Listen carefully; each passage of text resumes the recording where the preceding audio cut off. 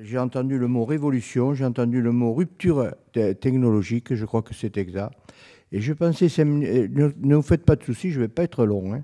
Je pensais simplement une chose, si mon grand-père avait été dans la salle. Lui qui me disait quand j'étais à l'école d'agriculture, Bernard, le jour où tu vendangeras la machine, les poules auront des dents. Je me rappelle de cette expression qui m'a répété des multitudes de fois et que vous voyez très bien qu'aujourd'hui, on ramasse la machine et on fait bien.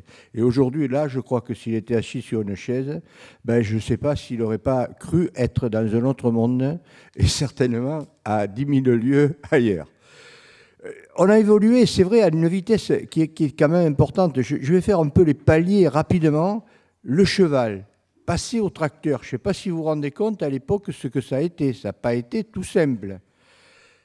Sur le tracteur est apparue disons, la prise de force qui n'existait pas dans les premiers tracteurs. Cette prise de force a fait une évolution totale sur le fait du matériel accroché.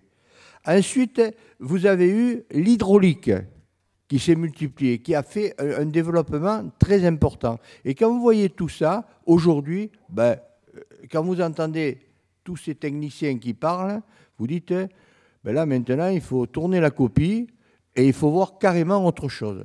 Et je crois que même là, les agros ont à être connectés avec les gens qui travaillent aujourd'hui dans la robotique.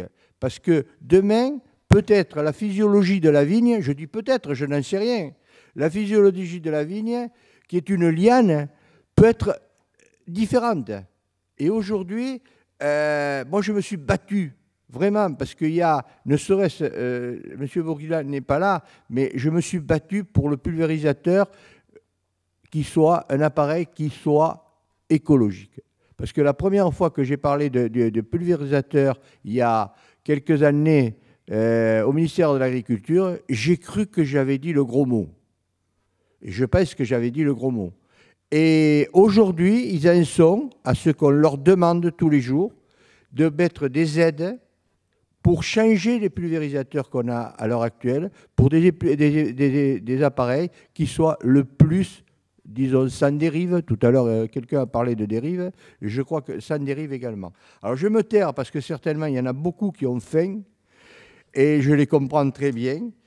Mais les drones, les satellites, la numérique, je veux dire, tout ça va envahir à une vitesse grand V parce qu'aujourd'hui, je crois qu'on est à la limite de la pénétration de toute cette technologie chez les constructeurs. Parce que les constructeurs ont entendu un discours là. Hein. Mais entre le discours et les faits, moi je peux vous dire qu'il y a beaucoup de choses.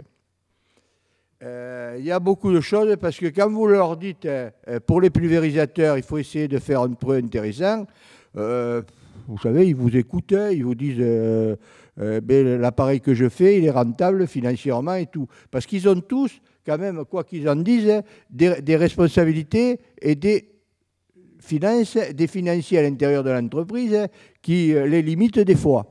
Il faut le dire, hein, et aujourd'hui, j'espère que certains constructeurs qui ont un pas d'avance continueront à prendre ce pas d'avance et demain, on aura une viticulture qui sera, elle, technologique et je ne sais pas la forme qu'elle aura. Voilà. Merci. Merci à vous.